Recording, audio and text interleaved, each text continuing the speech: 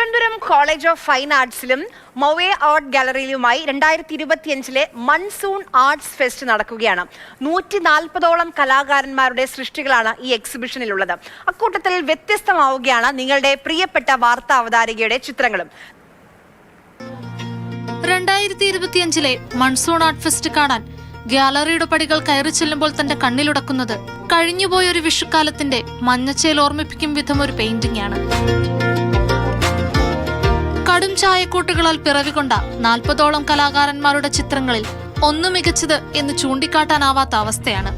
കൂട്ടത്തിൽ മാതൃഭൂമിയുടെ പ്രേക്ഷകർക്ക് പ്രത്യേകം കാട്ടിത്തരാനായി ഒരു കാഴ്ചയുമുണ്ട്. ആർട്ടിസ്റ്റ് മോത്തി, അങ്ങനെ വേണേൽ പറയാം.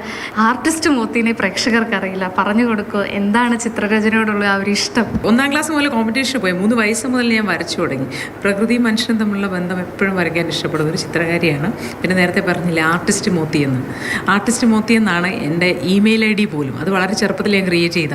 അപ്പോൾ എൻ്റെ ഒരു പാഷൻ എപ്പോഴും ചിത്രരചനയാണ്. അഴകളവുകളൊന്നുമില്ലാത്ത തനിയെ മനുഷ്യൻ, അതെപ്പോഴും എൻ്റെ നിരീക്ഷണത്തിൽ പെടുന്ന ഒന്നാണ്. പിന്നെ ഒന്ന് പ്രകൃതിയുടെ നിറം എന്ന് പറയുന്നത് പച്ചയുടെ വകഭേദങ്ങളും തവിട്ടിൻ്റെ വകഭേദങ്ങളുമാണ്. ഇത് രണ്ടും എപ്പോഴും പെയിൻറ്റിങ്ങിൽ ഉൾപ്പെടുത്തുന്നത് അതെന്തുകൊണ്ടും അങ്ങനെ ജന്മനാ വന്നതാണെന്ന് തോന്നുന്നു.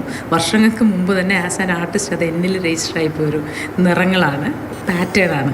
പിന്നെ ഈ പറഞ്ഞതുപോലെ ചുറ്റുമുള്ളതൊക്കെ കാണുമ്പോൾ അതെല്ലാം പെർഫെക്റ്റ് അല്ല അല്ലേ? അങ്ങനെ പൂർണ്ണതയില്ലാത്ത പൂർണ്ണതയുള്ള മനുഷ്യരൂപങ്ങളും പ്രകൃതിയുമാണ് വരയ്ക്കാൻ ഇഷ്ടം. 2002 ഫൈൻ ആർട്സ് ഇനങ്ങളിൽ മാത്രം മത്സരിച്ച് കലാതിലകപ്പട്ടം ചൂടിയ ഓർമ്മ പങ്കുവെക്കുമ്പോൾ ഇന്നും മനസ്സ് നിറഞ്ഞ പുഞ്ചിരിയാണ് മോത്തിയുടെ മുഖത്ത്. ഓരോ ചിത്രവും ഒന്നിനൊന്ന് മികച്ചതാണ്. ദുഃഖവും പ്രണയവും സന്തോഷവും വിരഹവും പങ്കുവെക്കുന്ന പല പല ചിത്രങ്ങൾ.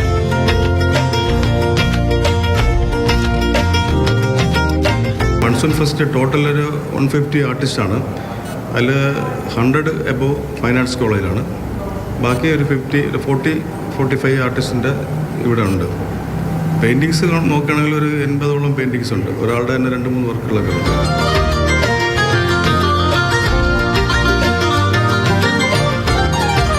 ഗാലറിയിലേക്ക് കടന്നു വരുന്ന ഓരോരുത്തരുടെയും വരകളുടെ ഒരു മായിക ലോകത്തേക്കാണ് ഓരോ കലാകാരന്മാരും കൈപിടിച്ച് കയറ്റുന്നതെന്ന് പറയും.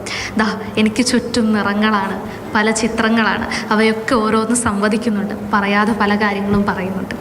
ഇന്ദുലേഖ രേണു, മാതൃഭൂമി ന്യൂസ്.